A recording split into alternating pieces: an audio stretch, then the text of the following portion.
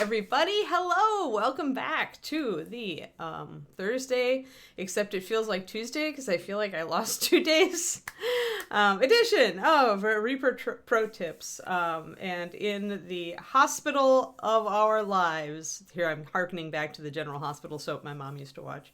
It is Master Surgeon Quindy. I'm pretty sure I'm the patient at this point. And I think maybe John is like that nice nurse person who comes in, but you never really remember their name. And then Justin is, I don't know, the janitor. One of these days, Justin's going to get back at me for all these analogies. Oh my gosh. Oh my gosh, my gosh, my gosh. Yeah. I went to the doctor, you guys know, on Tuesday, and then he's the janitor from Scrubs. Oh boy. But yeah, I went to the doctor. They gave me my shingles vaccine, which is the chickenpox vaccine, right?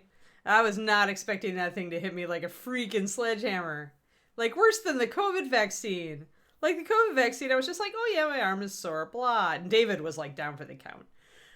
But this one, man, I was out, guys. There was no way. Oh my gosh. Fever, chills, couldn't sleep, like got maybe 4 hours of sleep, brain like a fried egg. Yeah, not like muscle spasms and crap. Not gonna happen yesterday. That stream was not gonna happen. It was just ugly. Ugly. But I feel much better today, obviously. Boing. But yeah, that was, sorry about that, guys. I was not expecting, to have to miss a stream yesterday. Now it makes sense why they said, so you don't have anything super special going on in the next couple days, do you? Yeah, I didn't realize that, Kerniko. Like, I was just like, oh, it's a vaccine, la la la la la. Yeah, because usually I seem to just shrug these things off, and I don't have the big reaction, but man, that sucker took me out. Yeah, so apparently I'm not going to have any, like, I don't have colds, for years. I don't get sick. But if you hit me with a vaccine, it's the same thing. So, yeah. So that was why I was out. Sorry about that.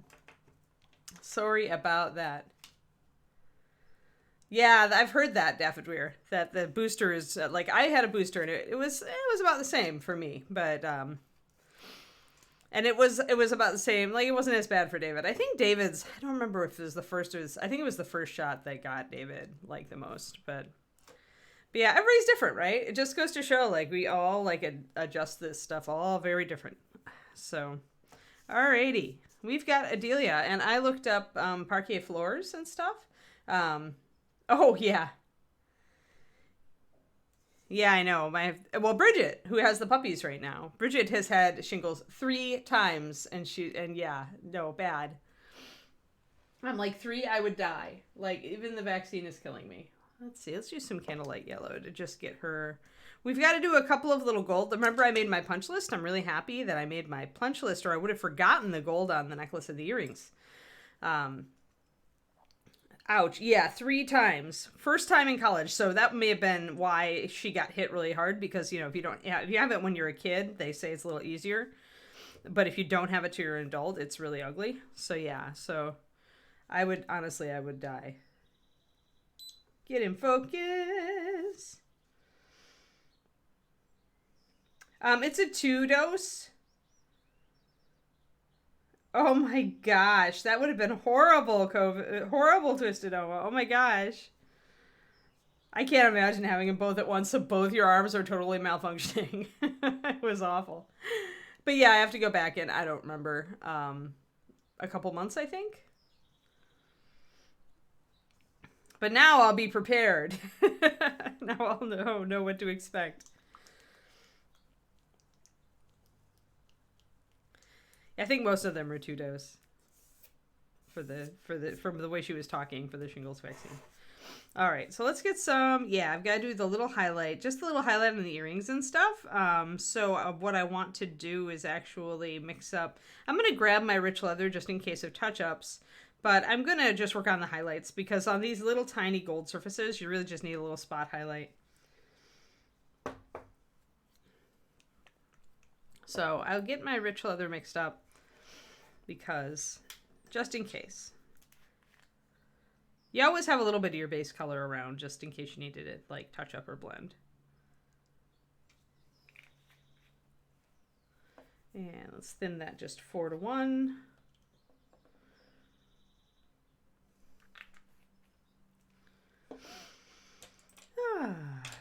Boy, oh boy, oh boy.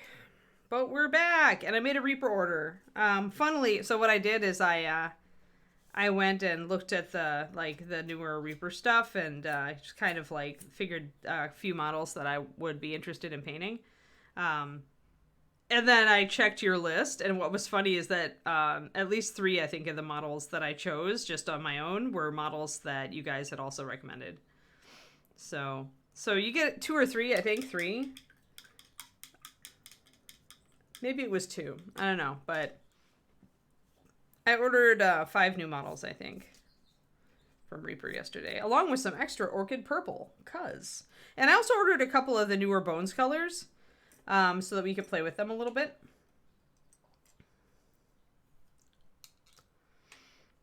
Just because I didn't have I think it was yellow mold, which is probably like the old Pro Paint yellow mold, which would be actually pretty cool. I would use that. So let's just do some candlelight yellow for a quick gold NMM highlight. It's very bright, but it's got a lot of white in it too. Yeah, we're going to be hitting a lot of new minis as usual. No matter what I do, I seem to hit the new minis all at once. You know how it goes. I don't know what's up with that.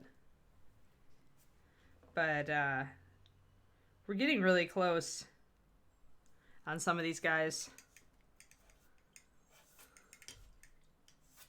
So I'm just going to do 3 drops of my candlelight because I don't need a lot of it.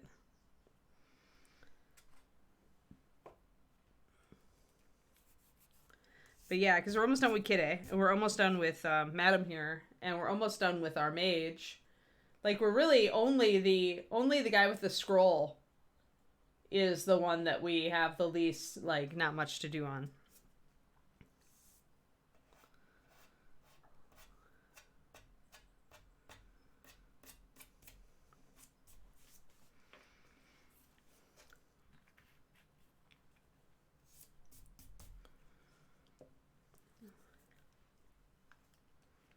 Or that much to do on, rather.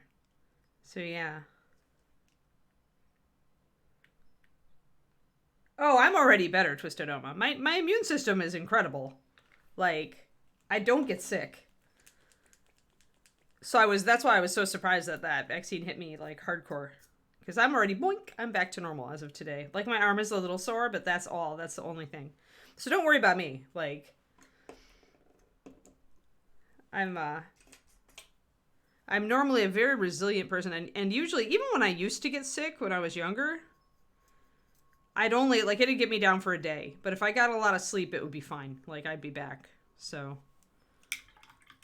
I mean, I say most of it is diet and exercise, I think, much as people hate to hear that. But I do walk every day, and I do take vitamins, and I eat a fairly healthy diet, and I think it was low carb that really did it for me, but everybody's a little different on that one. But yeah, I'm not worried. Don't worry about me. I'm quite snaztastic now that the vaccine.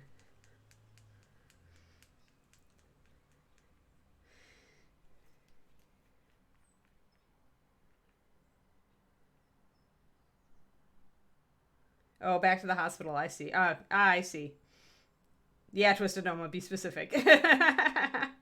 I see, Kara. I got it. I'm sorry that you're going back to the hospital. The hospital sucks.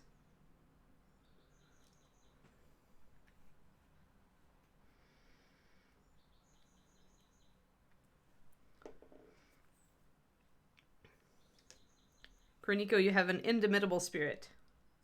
I admire you greatly.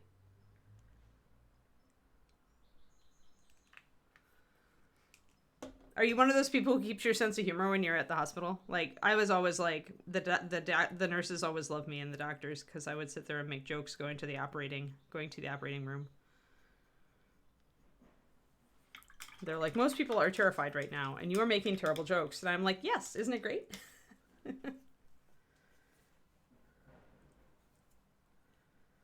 Well, I am wearing, to be fair, Arkale, I am wearing reading glasses. You can see how blurry, you know. These are 3.0 reading glasses. So, and I do have to wear them. Like, my warranty on my eyes expired several years ago. I used to have really good close-in vision. I could sit and paint like this. Not anymore. So I depend on these suckers now. My close-in vision is completely done. But yeah, I can do it now. I can sit and do it. But yeah, I mean it's less vision and it's more fine motor at that point. So you know it's a combo, I guess. I also paint under a lot of light. Like I have one light on each side of me, and they're very strong. And I've got a window right here that gives me indirect sunlight. So I always found, Arkale, that a lot of avoiding eye strain and of being able to really paint well for me was having a lot of light. So that was more important than magnification when it came down to it for me. And now I need both. But I do find that if you add more light to your area, that does improve things a lot.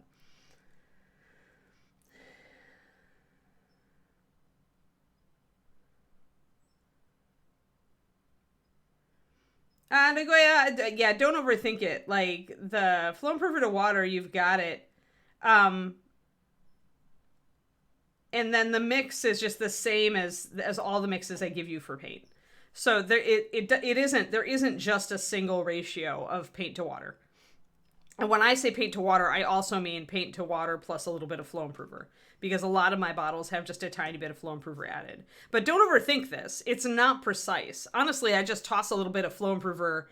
Like if the Reaper flow improver is pre-thinned for the most part, but I mean, if you're working with other flow improvers, they will tell you the ratio to thin them. Reaper flow improver can be directly added, although sometimes I do thin it. And it, you know, and I think I gave you the 10-1. But I mean, whatever you're using, it's just at that point, what I'm talking about is, you know, for base coats, I tend to go 4-1, but you could also do 5-1, and that's paint to water. Then you thin from there, depending on the different techniques. And honestly, there is a video on this that's free on YouTube.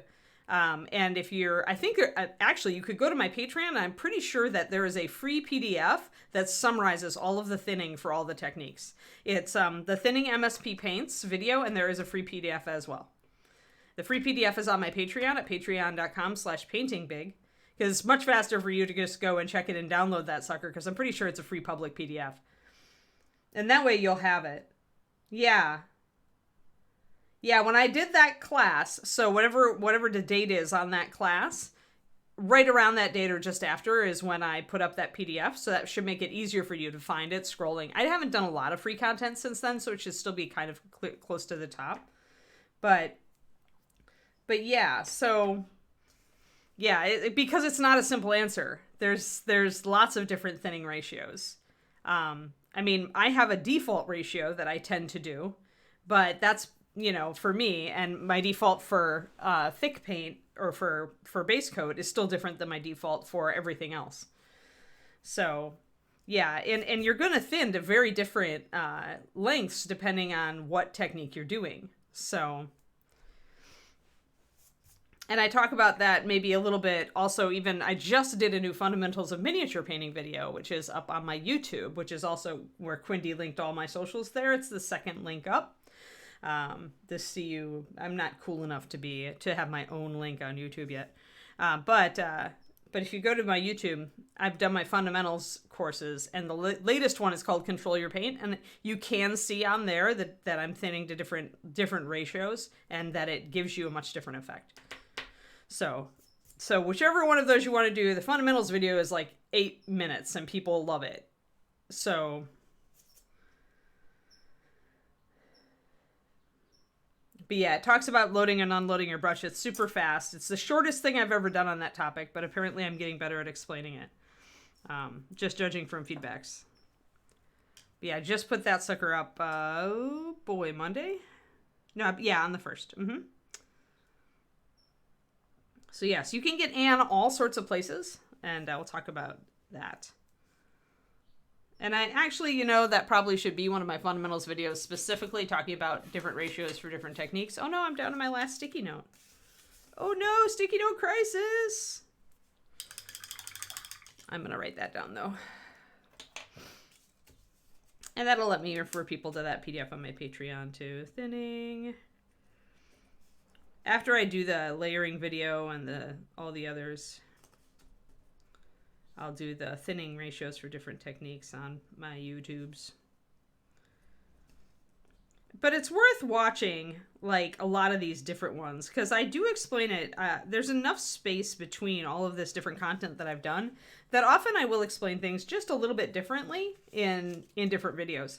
And so sometimes if I explain it, one place may not resonate or click with you, but then the second place I explain it, you might. So it's just like taking different instructors. And it's why I still go back, and this is like dog stuff, but there are some people, there's a person named Pat Hastings who does absolutely great like puppy evaluation stuff. And I've taken her seminars now 3 times. And I would honestly go back and take it again, because every time I go back and take it, she explains things a little differently. Maybe the dogs she's using have there are different examples. You know, maybe, you know, she's updated her knowledge since then. So even if you've taken a person's like class on X, if it's been 4 years, it's often worth retaking that class with that instructor, because they may have like clicked on like some new insights about a technique that they really like, for example. So, World War II minis. Nice. What army? Yeah, sticky note to get more sticky notes, right, Major Ursa? Actually, it's a sticky note to,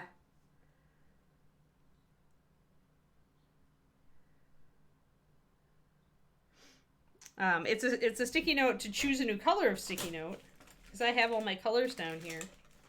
I keep them right under my desk so that I can just effortlessly refill them. Let's see. So we've got orange, yellow, green, purple. I think I want to do either green or yellow, because let's do green.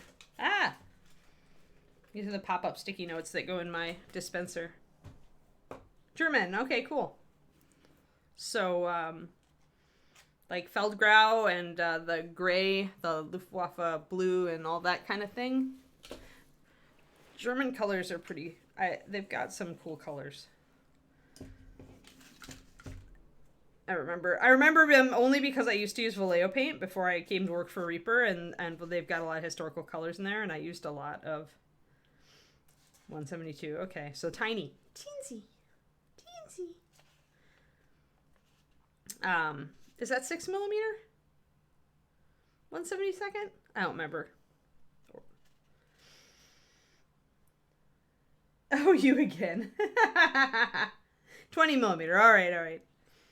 So now that's actually that's larger. So yeah, we're gonna do green sticky notes now. These are very pale green.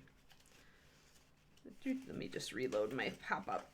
There we go. Yay! Can't be without sticky notes, man. Sticky notes are a necessary part of this balanced Twitch stream. All right. So yeah. After techniques. All right, great. Yeah, there's always more to talk about on that fundamental stuff. Like, there are 10 videos on that playlist now. That's quite a bit of watch. Okay. Yeah, 20mm is not too bad. 10mm, when they get a certain level of small and I can't do as much with them, then I lose interest in tinies. But 20mm always seemed fairly reasonable to me. It let you do like more than a 25mm as far as numbers, but you could still do some cool details on them. So I'm going to take this Candlelight Yellow. I'm actually going to mix it with a little of my Pure White. And I'm just going to do a spot highlight at the bottom of each of these little gold things around her neck. So you can see that brings out the rim of that necklace around the gems. And that's really all you want to do. Like, again, don't overthink this stuff. Just put your little highlight in there to show that the gold is there and to bring out that detail. and then move on. These are such tiny little areas that you shouldn't spend a ton of time on them. And I'm going to actually mix up some brown liner too, just so I can touch up my lining. Inevitably, you will screw up your lining.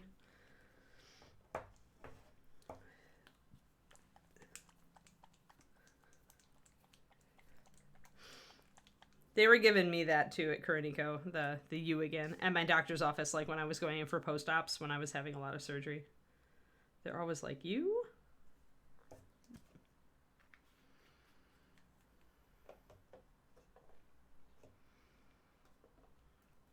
You do get tired of it. I know that. I feel that. Tired of just going, I mean. But you're right. As long as it helps. As long as you're still around. As long as you're still on our streams. As long as you're still knitting ridiculous cat outfits, we're all happy.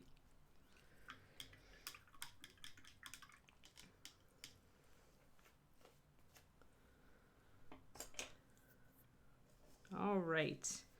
So I'm going to touch up just a little bit where I blurfed just a tad on the necklace there.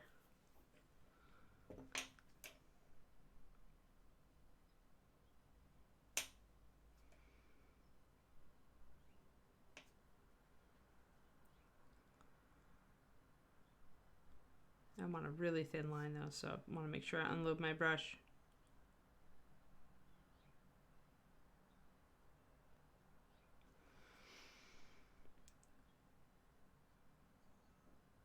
And I actually didn't line a couple of these little pearls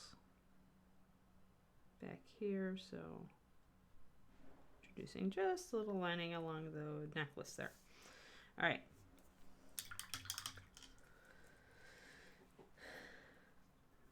And forgetting to line like some of those little necklaces, like this is a mistake that we'll see like at ReaperCon and the MSP Open, where people will do a pretty good job, but then they'll just forget that there like is a necklace that goes back there, and they just won't paint it, or it'll just be painted over skin. And that's the kind of thing that if you want to increase your score at ReaperCon, you got to pay attention to the details. Paying attention to detail is one of the criteria in painting. So. And it was something that I got frustrated with when I was first trying to improve. Like, I was like, really? I have to paint every link of this freaking chain, right? But in truth, I learned, I just taught myself to enjoy it, because it's like, well, I get to, now I love doing tiny details. Like, but back when I was trying to improve, that was frustrating. I was used to just glossing over them or not paying attention to them. This was back when I was trying to go from being like an intermediate level painter to a competition winning painter. And there definitely was a frustration barrier there where I was just like, seriously, all of this? I have to deal with all of this? So. Oh, that's cool. Well, that's really good. Why does knitting, did he tell you why? Because, you know, now that I'm doing that, I'm curious as to benefits of knitting and crocheting and all that. Ugh. My hair just wants to be in my face today. Stay back, hair. Stay back. It's wild. It's wild today. That's pretty cool. Is it just the action and circulation, Kuronico?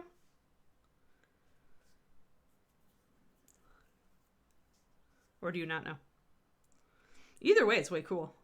Ugly Scarf is almost done. I've been working hard on Ugly Scarf because I'm crocheting a sheep.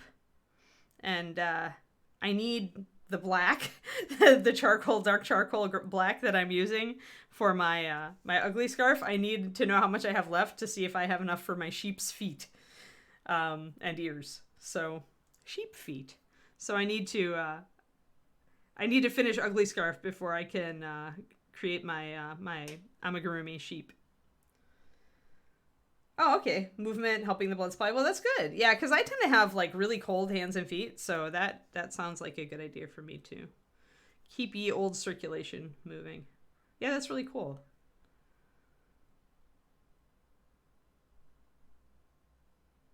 All right, just a little bit of white.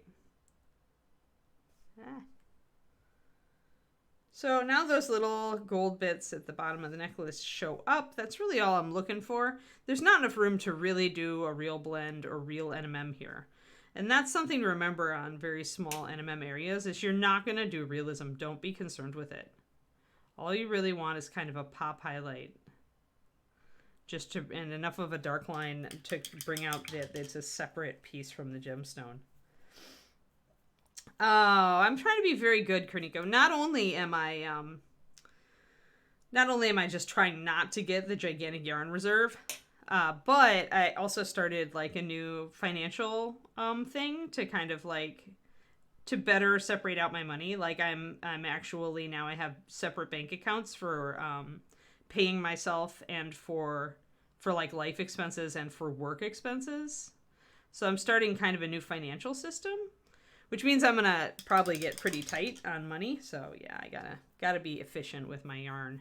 I mean, yarn is not expensive, but I'm gonna make myself really work for it. If I want a new yarn, I have to knit a thing, and yeah, I guess you guys know I've been doing that kind of with my miniatures too. I embrace like the movements that are like less stuff, like, you know, kind of paring down your life and stuff. Like those really have started to appeal to me ever since the divorce, where I moved like 3 times and I got rid of more and more stuff because it was just a pain to move. Like I just found that I like that. I like having less stuff. So I definitely think I've got a threshold where if I've got too much stuff, it seems like it weighs on me. So I'm being careful with my yarn. Yarn is not expensive. Not when you only buy one little skein at a time, it's not expensive, Carly. Not when I'm looking at the money. When you look at resin busts from Europe, yarn is not expensive. It's all relative. Oh yeah. There are lots of details on the Baba Yaga war shadow, that's for sure. Hey, Dogfather, what's up? I know, that's why I just don't look. Like, right now I've got, that's almost a lie because of the amigurumi lady who I was following. She had a blog post of her favorite yarns for amigurumi, so I was like, you know, so I kind of went to that website and then I just like kind of put it in the background. Oh my gosh. Yeah, I'm not like buying the super high expensive yarns. I'm very much just looking, what I really want to do is to figure out, once I've got the puppy, is what kind of yarn does the puppy really like what can I make toys and tugs out of. And then for me, I'm just experimenting. I want to buy different types of yarn so I get a feel for like what the ability is for each yarn. It's like different types of yarn are like paint consistency in painting, where you're trying to work with a 4-to-1 paint consistency, and then a 2-to-1, and then a 1-to-1. And all of these paint consistencies have different abilities. And then when you add in all the different lines of paint where you have to thin more or less, then that also throws a monkey wrench in, right? So I want to use, like, I've learned wool. I feel like I have a really good sense of wool now. So now I've got a cotton blend that I'm going to start working with. That's like 80% cotton. And that's going to give me, you know, stuff. And then I'm going to start branching out a little bit just to like get a really good feel for it. Yeah. Yeah, I would, they say that dogs like natural fibers to chew on, so I'm guessing the wool will be popular, but maybe she won't like it, so we'll see. Oh yeah, all sorts of crazy stuff. Crazy blend. I can't wait because once I finish Ugly Scarf, guys, I get to start my new scarf, the pretty one, with that awesome color shifting purple blue cloth or yarn that I showed you. Yeah, so that's the real Ugly Scarf. May get turned into a dog tug, who knows? Although I'm kind of fond of Ugly Scarf. It's my first project. So how I'm like approaching this this new hobby of mine is very much how I advise people to try approaching miniature painting. So it's like practice the simple things, get your basics down, get your fundamentals to the point where you don't really have to think about them anymore. Like I'm doing the knit stitch over and over and over. I'm switching colors of yarn over and over and over to do this striped scarf. Stick with one like particular brand of paint or particular, consistency of paint.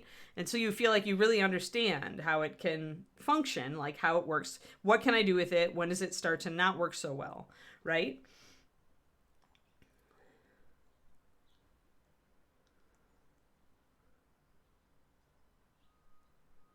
Ooh, bulky yarn's what I'm using. Because, scarves. Oh, I see. Alpaca, but you can't use. Oh, no. So your cats are allergic to Luca's stream? Is that what I'm hearing, Kuro?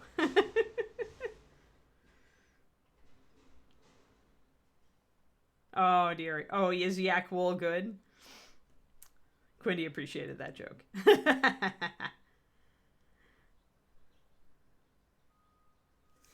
But yeah, so if you are newer in the hobby, like do consider that kind of. I mean, everybody wants to like just run before they walk, right? And it's a thing, and I know it is.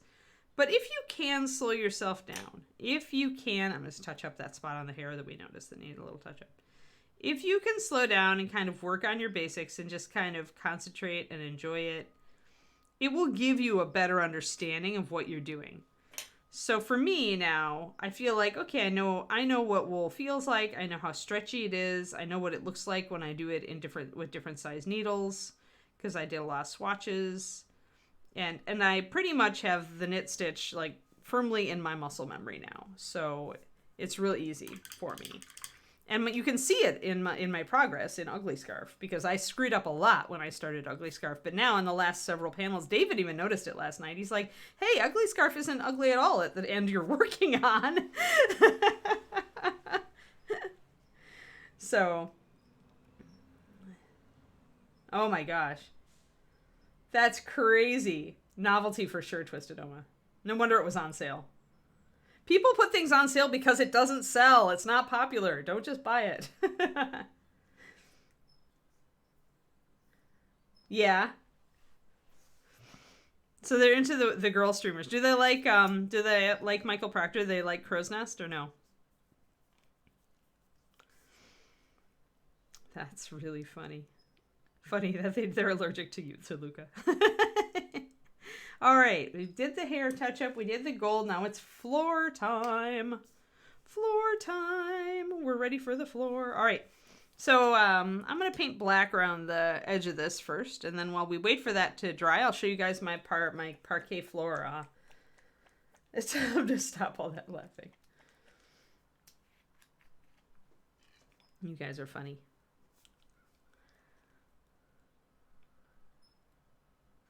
But yeah, I mean, I guess I have a very analytical way of tackling the hobby, just because I've realized that over the years, because I used to just like jump in and run around in a new hobby, but and that's fun. So, it depends on who you are.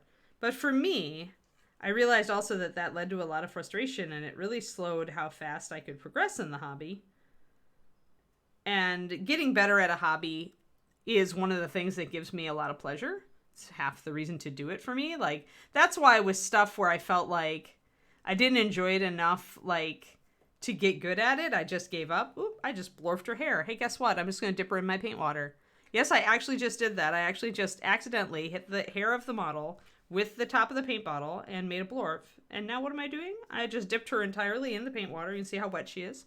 I took her out. I scrubbed that spot on the hair. I'm dipping her in the paint water again. And now she's all good. So yeah, don't panic. Don't freak out. Don't, oh my gosh. Don't make your cats like freak out and run around the room. Unless you like to do that. If that's the way you roll, then cool. But you can see she's covered in water now. So I'll just gently put a Kleenex around her to absorb most of it. Do not like rub or press extremely hard when you do that if you are going to do it. Especially not... The one thing that this can fail on is bones. Because if there's any way for the water to get under the surface with a bones model, it can strip up paint. Even after the paint is cured. It's not actually making the paint come up because the paint's not cured. It actually is just getting underneath the substrate. I've had it happen once with a bones model when I really threw water into it. So just be aware, if you're dipping it in the water, that can be a thing. So now, there we go. And my blorf is completely completely reversed. Haha. So yeah, it's honestly a thing. Like there have been freak out moments in my past where I've just like dropped the mini into my palette and then thrown the entire model into my water jar, which usually makes people flip out when they're around you painting.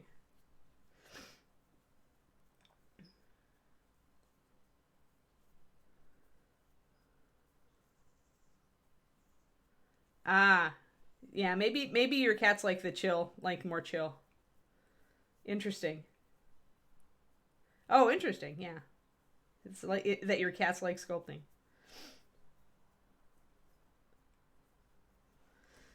Alrighty, so now I've got my black. Any black will do for basing. I just like to have a black rim around my bases. Now I do have sticky tack here, so I am going to actually kind of scrape that down, and I'll grab a little extra, if I can find my little extra sticky tack, and use it to kind of pull it off. Actually, maybe I'll just grab this little bit. Sticky tack is the best way to remove sticky tack, by the way. So, hold on. I do need my glasses for this. So if I want to get it off the base, I'm just going to pretty much rub that back and forth there. I just added that extra glob. And it'll pull it right off. So sticky tack itself is the best way to remove sticky tack.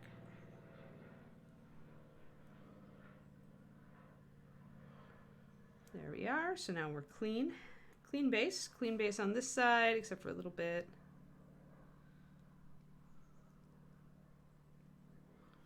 I think I managed to get most of it off that side. I'm going to move back a little bit too. We don't have to be as close for this next part.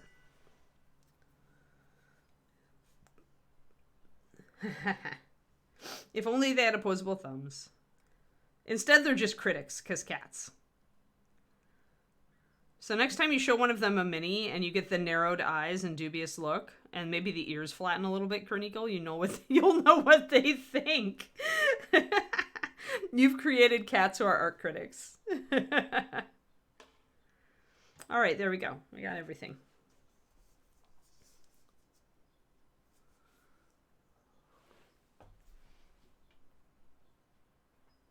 Excellent.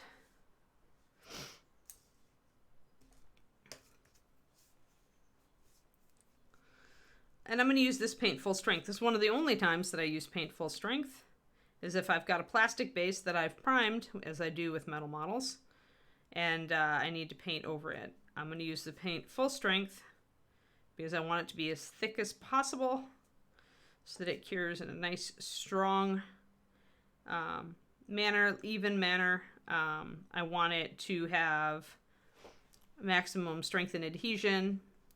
And when you thin it, you're going to impact that just a little bit. I can't be that impressed.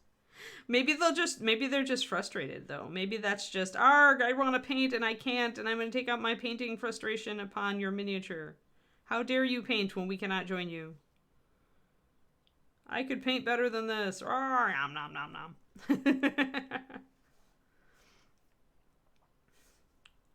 Now, the one thing I will say is if you are putting on paint that is thick and you are seeing gloppy brush strokes, like if you're using tube paint or anything that's thicker and globby, then do add a little water to it. Master Series is fluid enough out of the bottle that it can self-level if I put on enough paint, so it's going to be pretty smooth, even full strength.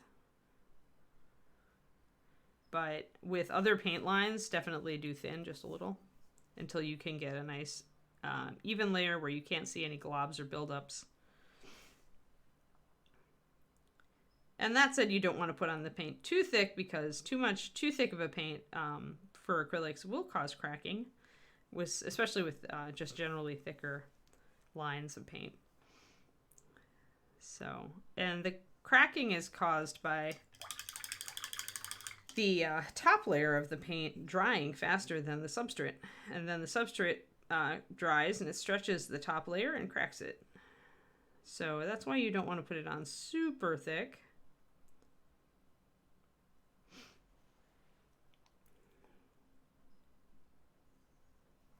And I'll add just maybe a little bit. If I add water to this, I'll add like just a brush full of water, like just like that. And that will help it to level a little bit better. But we do have the flow improvers that we add to Master Series, like those do actually help with this. They actually help with self-leveling. It's one of the specific things that one of our flow improvers does. So even unthinned, our paint is pretty good at leveling. And by leveling, I mean just making a very smooth coat where it's not globby and you don't see brush strokes in it.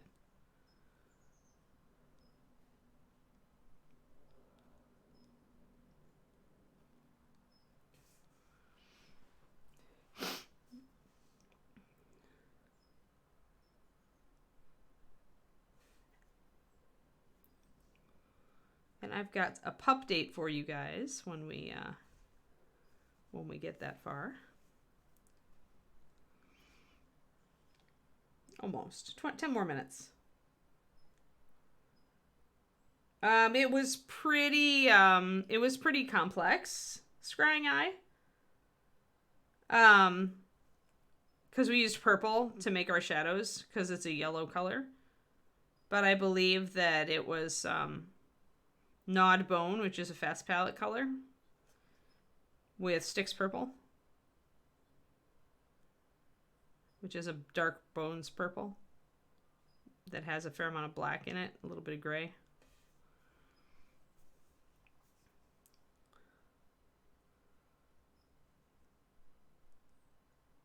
If you don't have Gnawed Bone, but you do have the old Stained Ivory, Gnawed Bone is pretty much a replacement for Stained Ivory, which was canceled. But you can also go back and look at the streams, obviously. But I believe, off the top of my head, I think it was Gnawed Bone, Sticks Purple. But in tiny amounts, obviously, you can see it's not a very... And then I did highlight by adding white to the Gnawed Bone. And I highlighted quite high. So, almost up to pure white. Could use bleached linen also. There we go. Let that dry for a second, and let's get our parquet floors. So nice black rim, which will actually help our flooring pattern look cool. Let me grab my images.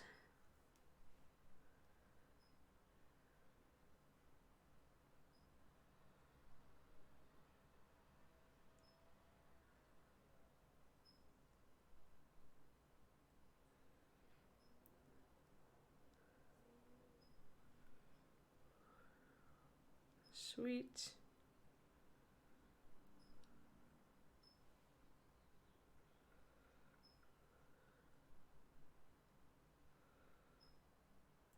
Sweet. All right. Oh, I've got to move past the puppy photos. So I saved several different ones. So this is one example. This would not be as good for miniatures. Now, the pattern is one we may use, because it actually works. If you think about it, it works with the fact that we've got these corners, right? So essentially we could just use a corner of this, and that's very appealing. So this is why I saved this one. Color-wise, this is not as good because it's very subtle, and it has some darker panels and lighter panels, but it's a lot of the same kind of color. So we could make sure to emphasize like the light lines, although I might do dark lines instead around the area. If you did dark lines instead of these lighter lines, it would look better in miniature. So that's something to think about. I also saved this funky one, which is more of just general like flooring and not wood parquet, but I liked the design, so I saved it. This would not be a good one because we just don't have enough room to do it. This is an interesting one that I thought was fun, but that I would use probably as a whole base design rather than a panel on a base design, because essentially it's too intricate. So if you used this as a design, if we did a whole base, like if she wasn't covering the base, if it was just a model standing on a floor where you could still see most of the base, then this would be a very pretty one to do for the appropriate druid or otherwise, character that fit that kind of design. So again, pretty cool. I saved it because you should always have a bunch of references. This is a super awesome one. Like, that one is super fantastic. This is the kind of floor I really, think is beautiful. Just like, it's a work of art, right? But it doesn't work well on her because it's too big. The shape, you need a really big area to do it, right? Because up here you can see the little chairs. So you see this is a whole floor, and it would not work well on this model. So then we are back to this one, which I think is the best one to use. So we'll be using just these little flags. So it's like a little box, a little 3D box. And we'll do a border around the outside. So we'll do our border first, and then we'll essentially work with the little square and then do the lines leading back from the square. And we're going to underpaint this, and we're going to use brown liner and white. Now, if we wanted to keep it a lighter color, we could use maybe russet brown and white, but I want some contrast. And I'm using browns instead of black here for underpainting because I want to glaze over it with a warm brown. So I'm thinking I'm going to glaze over it maybe with oxide brown or something like that. Maybe oxide with a little bit of black in it. We'll see. And then we're going to highlight it with more golden colors. So I think this is the design we're going to use. Now, one other thing I will do is actually do 2 layers of black around the edge of the base. And when I'm doing finishing work, I'll do a layer of black and a layer of sealer, usually. This is not quite dry yet. Do you guys understand why I wouldn't do some of those other patterns, why they wouldn't work? Because, like, for this one, it just won't work because a corner, I mean, you could do it, because if you look at it, like, all that would show would be, like, maybe this part right down here. Like, and that's not bad, but you really don't get a sense of the design, right? So that's why I think this would be a poor choice for a base like this, where we're only seeing the corners of the tiles. So we'll barely get to see any of the design at all. If it at least gave us half of a tile, then that would be more like that, and that's doable. Like, if we had more of a narrow character where we could conceivably get in at least half of a tile. No, she's not going to get a bigger base pendrake. But if you just came in, then you didn't see that this is not the pattern we're using, precisely because it won't show. The pattern we're using is this, because I can show just a bit of that, and it'll work this side. But no, she is definitely not getting a bigger base. I like this character, but I don't like her enough to put more work into her. So I wanted a simple pattern that would make her base interesting when so little of it was showing, so that I could be done with her. Like, that definitely is a thing. Like, she's cool, and I'm glad we painted her, but at the same time, I'm ready to be done with the character. So I'm not going to do... Now, the Centaur, I may do an elaborate base on. I'm still thinking about that, because I have some new materials I want to use. All right, so let's do our second coat of black, and then I'm going to have our pup date while that dries. And then we'll start our underpainting. Alrighty. Actually, is it Griffin? Griffin Golden Brown would be an awesome color for this floor, for this color of floor. I don't know if it'll work with her. Like, I don't know if this color of that it actually is here is a little bit too light for me on her. So we won't use the exact color. We'll just use the pattern. So let me do one more coat of black around her base. I think I'm going to use a bigger brush on this one. Where's my 0? Where's my Reaper 0? It went hiding. There it is. No, pup date's usually at 10:30 my time. 12:30 USA Central.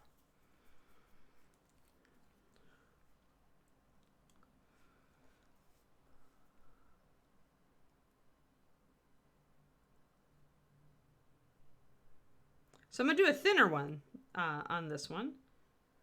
I'm still using the paint at almost full strength, but I'm doing a thin coat.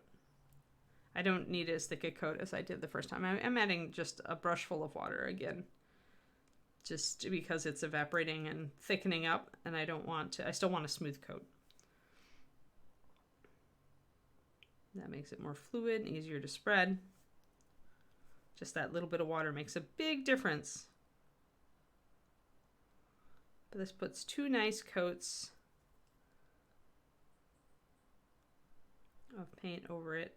And then if it rubs off a little bit, like I said, for a finishing, I'll do at least 1 more coat of thick black and a coat of brush-on sealer. Oof. Oh, I forgot to close my window. Allergy time.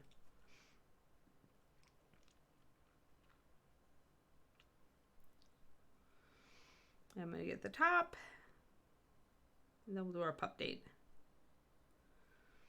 We have lots of pictures, because we missed 2 days. All right, so that's where we are right now, and we will get that floor. Hey, Roger. 1 second. And I'm actually going to load a little more water into my black just to keep it wet. I don't want it to dry up. And I need this brown liner for doing the floor. So I'm going to add a little water to that so that it doesn't dry up. It's pretty hot here lately. Oh, dentist run. Well, at least it's not your dentist appointment. Yeah, I'm sorry, Twisted Oma. You could always watch the VOD. Go back and catch the VOD and just watch the pup date. So you'll know where it is because it's right around this, the hour in mark. So here we go. All right, pup date. Let me get the appropriate social media platform here.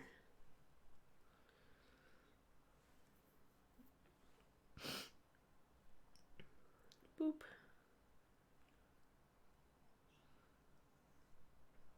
Let me find the right post.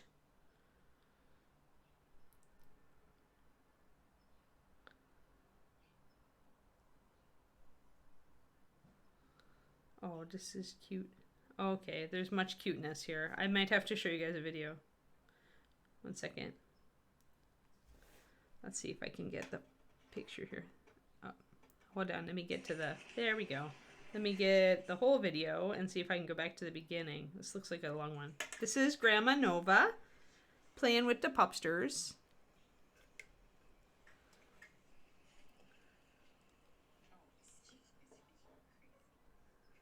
And that is Keyleth. Grandma Nova is like playing over there. They're so adorable. Let's see if I can get it to go. No, I can't. So that's their grandma. She's playing with them. They really like her. Puppy's falling over.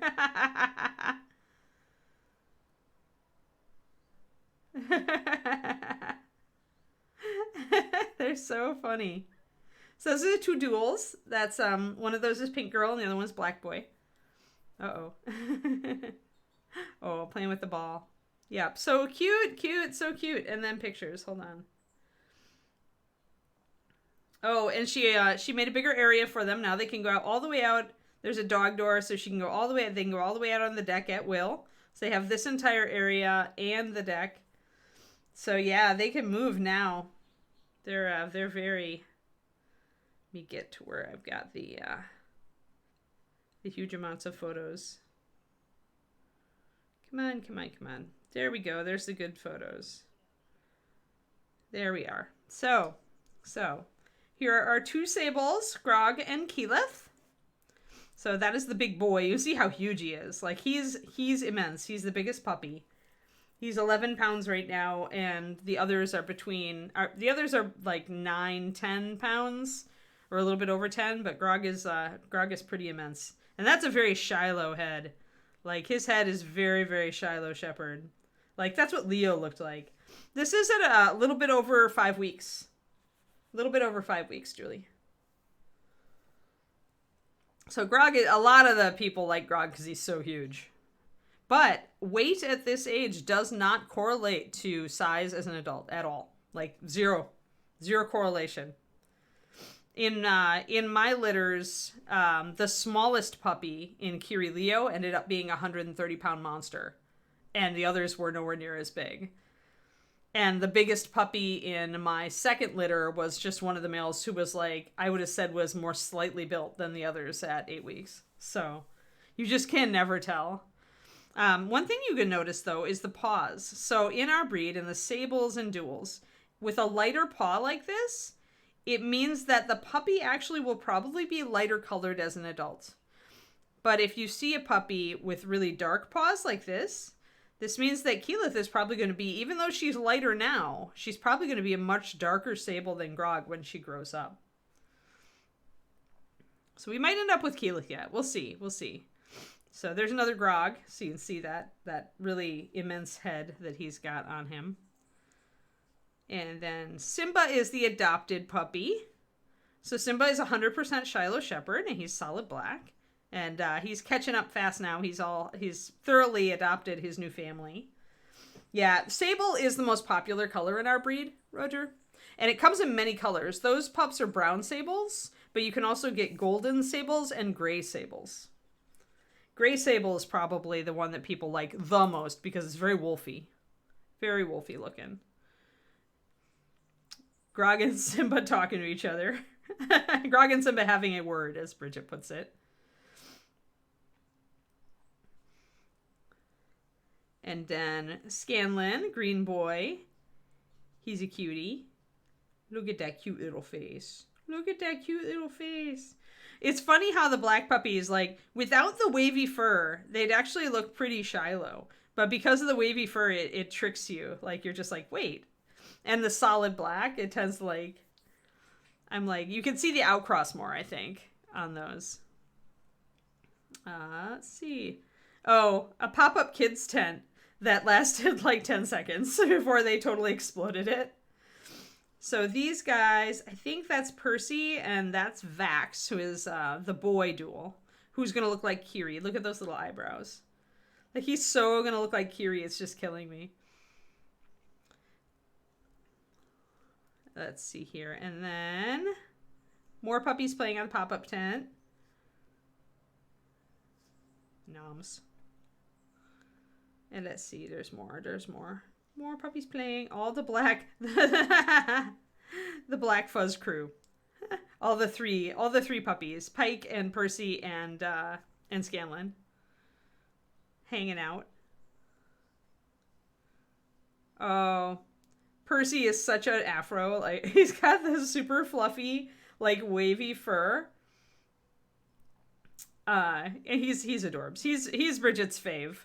Like, as far as the boys, she really loves his super fluffy, fantastic fur. So he's pretty interesting. It'd be interesting to see who gets him. Let's see, Percy. There's Vax again. Going nom. I would like to eat this railing. Nom. Pretty soon they're going to be able to try the stairs for the first time as they get bigger. Nom. Let's see. Oh, Mom and her sister is a smooth coat. Platy. Grog being adorable. How adorbs is that face? Just in time for the pup date. Just in time. And then, let's see. Let me find another good one. There's not a real good one of Vex in this, but I've got one later. Let's see. Here's Pike. So that's the solid black girl. She's not like super in the running, but I'm going to be open-minded. But she's a pretty girl. She has a little white chin, which you can't see. And her white paws are actually disappearing, except for the rear ones. So those, usually when you see white markings in our breed, they start out looking big, but then they shrink and shrink and shrink. And often they'll disappear entirely. Oh, it's less than, gosh, at this point, it's only... It's less than 3 weeks? No, it's about 3. It's less. 2 weeks. 2 weeks? Yeah, it's 2 weeks till I go. Right? No? Yes? Yes, 2 weeks. Because I fly out on the 19th. So wait, that's 50. Yeah, it's 2 weeks. 2 weeks. Less excited babble and more like just like, oh my god, there's so much I want to fit in before the puppy comes. Like I need to make sure we've got X, Y, and Z.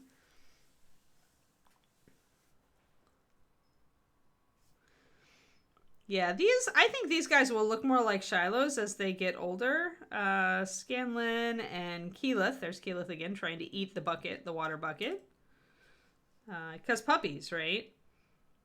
And that's pretty funny. Oh, it's cute. And more Keyleth. Bridget loves Keyleth. And this is adorable. Scanlan being a silly teddy bear puppy. Super silly. Look at those little white paws. You can see the white fur on the bottoms.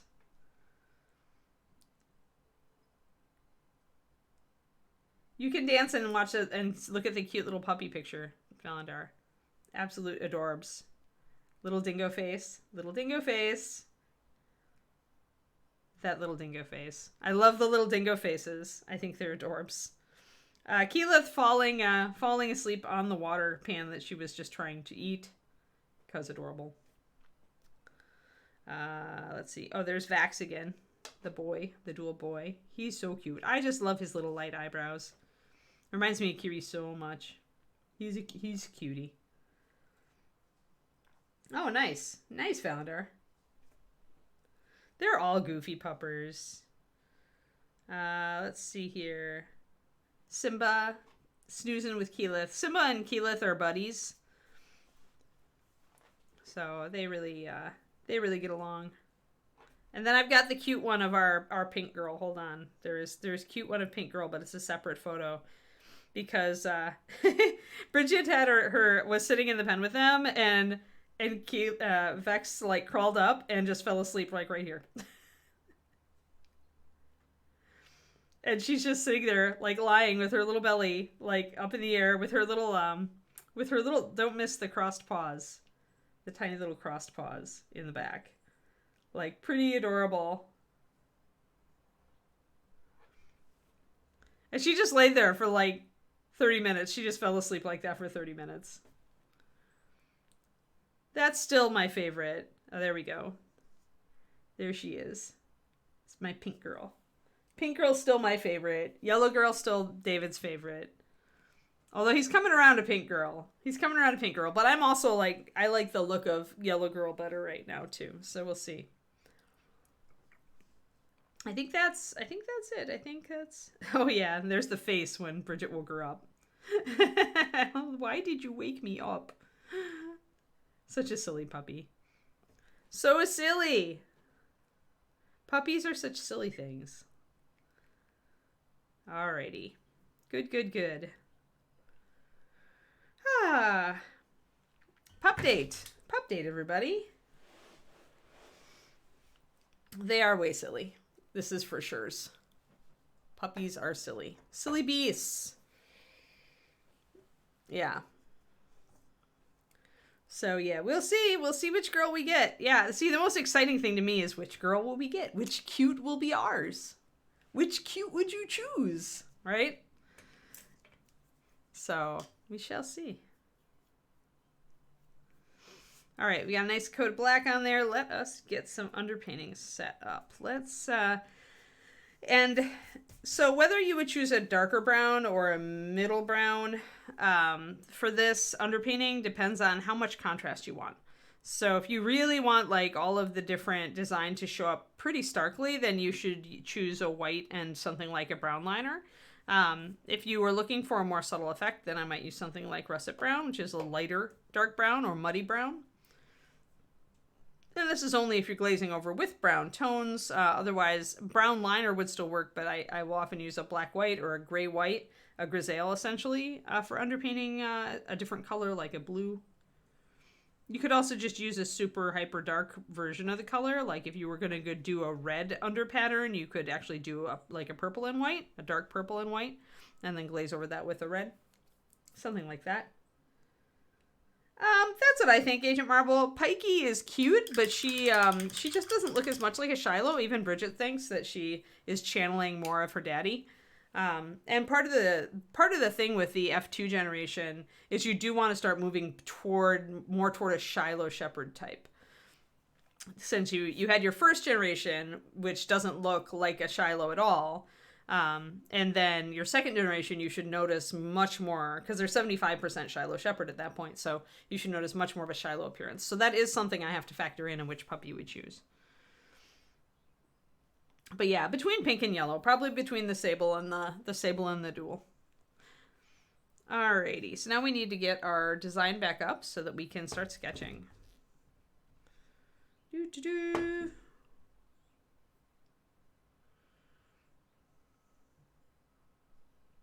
Oh, and there's another cute Keyleth picture, just so you know. Keyleth, though, is maybe the smartest puppy. We'll see. She actually learned her name first. Bridget realized 2 days ago that she knows her name. Because she watched Ben say her name, and the puppy turned, whipped around toward him, like when he said Kiki, which is her short name. So smart puppy at just over 5 weeks already knowing their names. Alrighty, so we're just using the lower portion of this. So the first thing we need to do is to do a border with a diagonal line going out from the corner, and then we put a square inside of that. So if you really break this down, you do the border first, then the square, and that's really easy to just go and make diagonal lines headed in from that square. And then you can decide if you're going to get to the point where you can put the next 2 lines in. But that really is just the design. It's very simple. It looks complicated when you put it all together, but it is very easy. So we will get this going on. And I'm going to be using a combination of white and brown liner today. I can always do multiple glazes to take that brown liner down, but I think I want parts of the floor to be darker. So how thin I make this border is going to change how much of the design is showing up, right? And again, you don't really need to make it perfect. I tend to use a little dashing motion, a little dabbing motion to create a line, because I find that I can make a more consistent line that way instead of just doing one long stroke. Especially when I'm painting at an odd angle like this. I do need to get the inner part of this base done, though. I realized the inner edge is not painted. I did better on this side. And if it gets a little wonky like it did, that's fine. We can touch it up with white. But yeah, between Pink Girl and Yellow Girl, right now they look the most like Shilohs. Part of that could be the color, though, so we're going to be taking a close look at them. They also are less curly coated. Like, Pink Girl is not curly at all. Yellow Girl has a bit of a wave, but it's not nearly as curly as Pike's. So, chances are when they grow up, they won't really be curly. They'll be more wavy like their dad.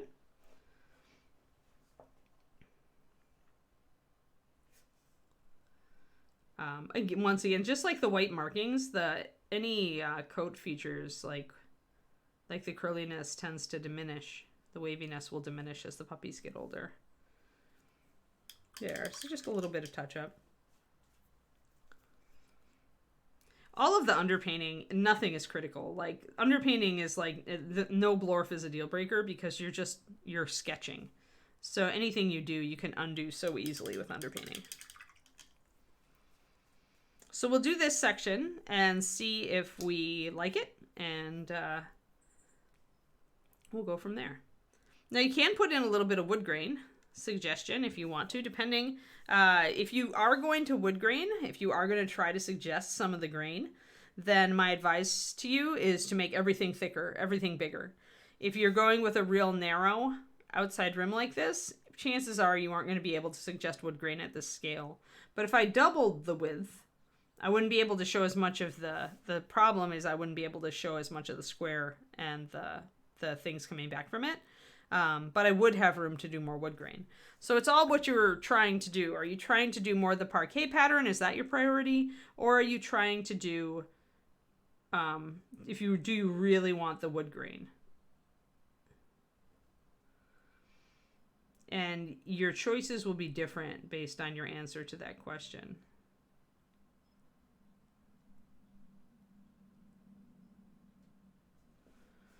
So we've got our outer part. And now we'll do our square. Because remember that after you've got that outer rim, the next section is the square. Just break it down. Every freehand pattern like this, every geometric pattern is so easy to break down. Work from the inside out or the outside in, whatever makes the most sense to you. I want some of this pattern. And this is the biggest. Part of the reason I'm starting with this is it's the front panel, but it's also the biggest panel. The other panels are not as big. So that's good that it's in the front, because here is where I can essentially show the whole shape. And then when I go to repeat it, even if I've got much less room here, the fact that you'll be able to see that these are the same just on this outer part means that you'll understand that it's the same pattern on each side.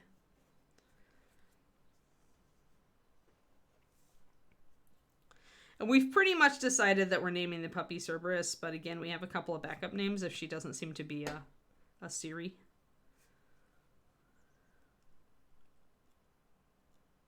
I think our names are pretty much set. All right, so now we've got a little square, and it doesn't need to be a perfect little square. It can be slightly rectangular. I mean, the more squarish you can get it, the better. So if you wanted to like kind of muck with it a bit and get it more square-like, you can. Like, this is all underpainting, so again, we're all going to be playing with this. And these lines will get thicker or thinner or whatever. So now we've got that. Now we need diagonal lines going back from the square. So 1, 2, 3. One from each corner.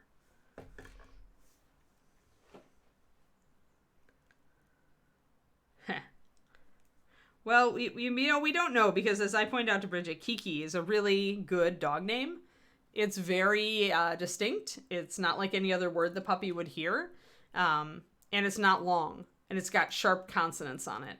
So being not long, like 1 or 2 syllables, and having some sharp consonants, like Kiki, is one of the best names if you want your dog to learn his name fast. It's a good type of name to choose. Whereas Vexalia is a heck of a lot longer, and it doesn't have any sharp consonants. So I would expect that Kiki would be a word that she would learn faster than Vex would learn her name, just purely because of the attributes.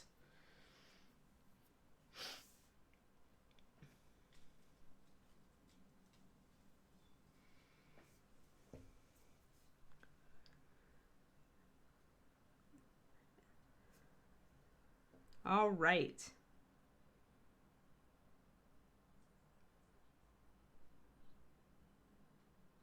So 1 going straight in, and this should be the same angle as this one back here.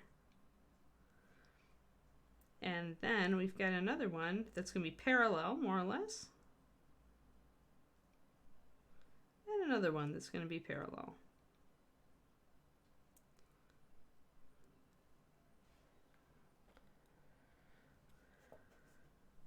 Now we'll be able to do a little bit of wood grain on some of these longer parts.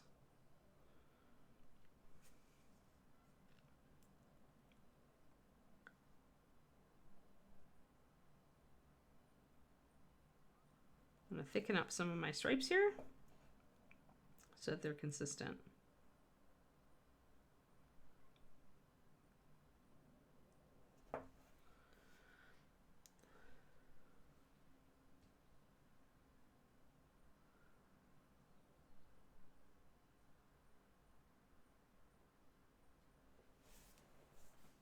All right, so now I'm noticing that I didn't make this one as wide as that one. So that means that this side was a little bit shorter.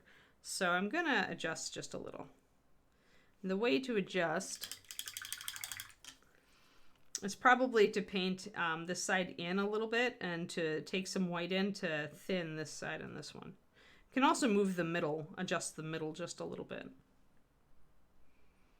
So when you're trying to adjust a line, it's real easy. It's like this line needs to move a little bit this way. So I'm going to thicken it toward the inside.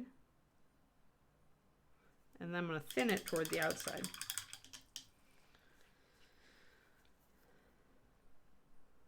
So grab my weight.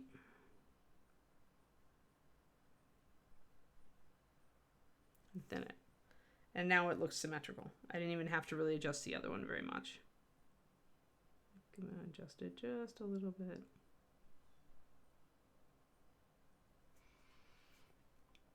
It just needs to be close. It doesn't need to be perfect. It's just the floor.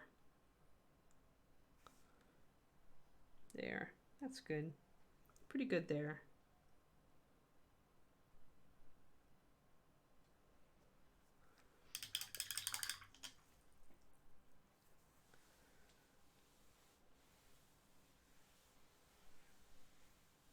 Haha. Yup. Yeah, as they get older, dogs will learn lots of different words, and it doesn't matter so much. But when you're trying to get a good name for them to learn fast, the good call name, using some hard consonants and keeping it short is a good one.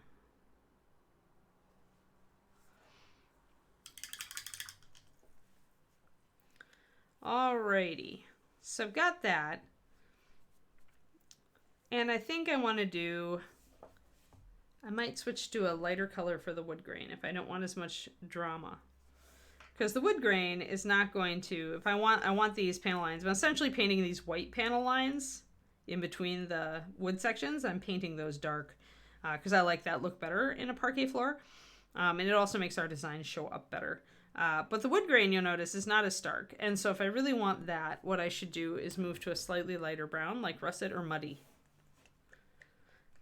And put in some patterns.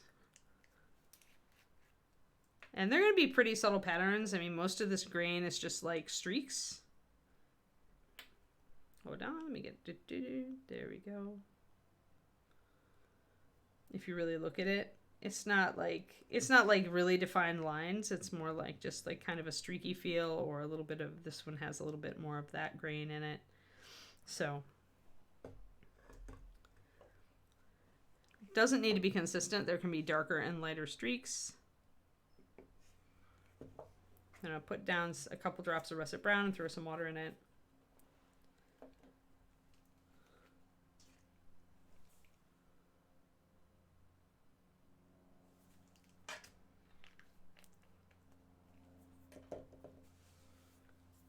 Yeah, I don't miss having cats for the waking me up in the middle of the night.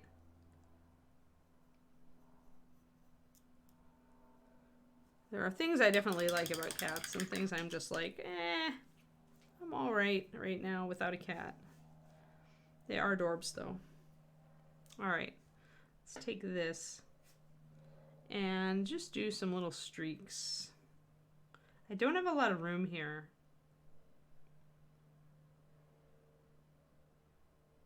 So maybe I can just do a little bit of underpainting and not...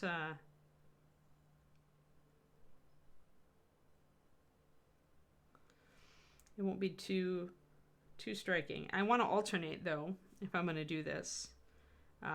Because your shape is more important than your wood grain. Like keeping the sense of the shape. So if I'm going to do this, I want to alternate the sections that I do it in. And then maybe, since my white primer here on the base actually is more of a gray primer going over the black, I could do the reverse. I can bring in some white lines, which will carry as lighter sections once I glaze. So this almost is, it almost turned into kind of a grisaille, although I'm using the browns, not really, but like with this base gray color that the white primer turned out to have. Bye, Crowley.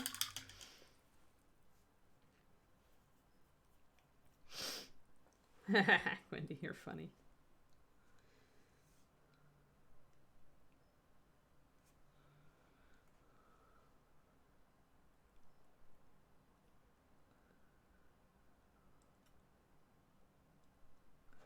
So there we go. So we'll see. A lot of this is going to be real subtle, but you know, it can be fun. So that actually is looking very convincing right now. So now we need to glaze over the top.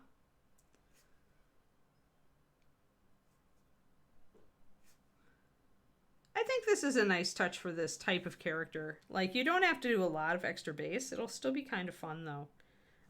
Let's get a glaze of, if I can find my oxide brown. I thought I had it around here. What did I do with it? What did I do with it? Arg!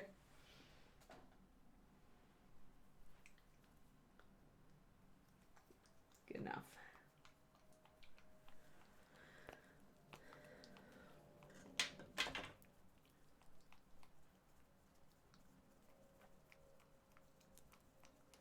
Yeah, cats that lie on top of people's heads, like, that's a bit much.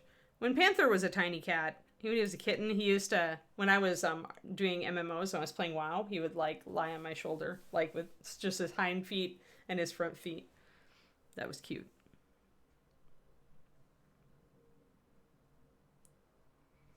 All right, I need to shake this better. The oxides can settle out of solution a bit because they're very heavy pigments.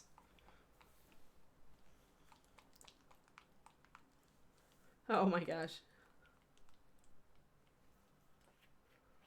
Obviously he needed his own pillow, but yours was warmer. So maybe that wouldn't have worked. Ah, all right, that was too much paint. However, that's fine. Now, oxide brown is pretty reddish. So now I'm looking at it and I'm doubting myself. I'm like, maybe I want some yellow in here.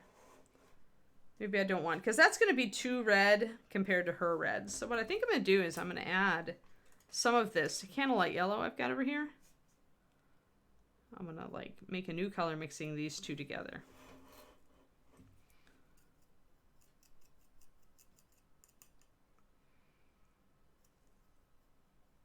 I like that.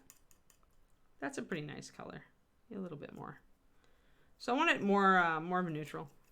If I really wanted to gray it out here, I would add like some green maybe, or blue. But that's a pretty good color. So I'm going to thin it down.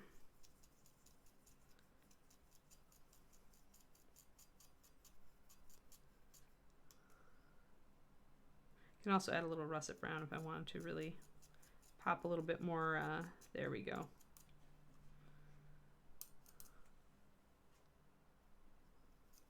Sometimes when you've got a big puddle of paint, it just pays to just transfer it over if you're going to make a glaze, because you need to thin it down more. I want a pretty thick glaze on this one, though. All things considered, I want it to build up pretty quick, so.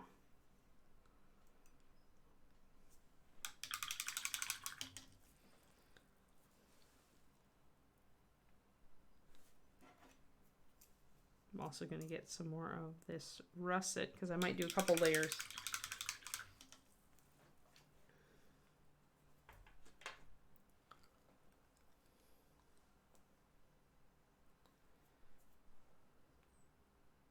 Aw. That's cute. Alrighty, let's try to use some of this brown glaze over the top of this. So you can see I've kept it thicker, but that's fine because I want to take down my lines a bit. I'm going to come back after I rinse my brush out and dry it off real quick and wick off my excess paint, because just like with any glaze, you don't want it to pool or you're going to get weird watermarks when it dries.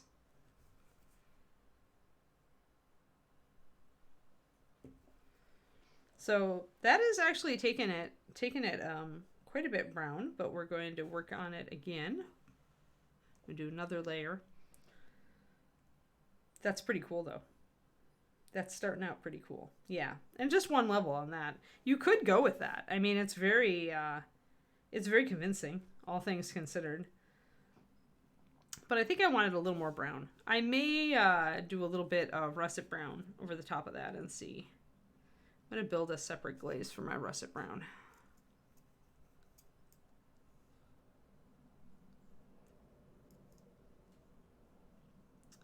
That's going to give us a little bit of a darker tone. And it was pretty easy, right? You just like build up like a gray ground, you put some dark streaks and some light streaks in it, and you use the dark color to break it up, and then you just glaze it. Make sure it's dry before you apply a second glaze though. You can see the russet really warms it up.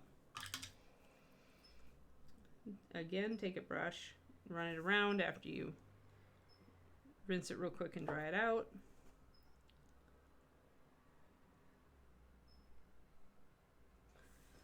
And that's brought it more warm, darker brown. Again, it's emphasizing the dark areas that we underpainted, and it's brought up the lights.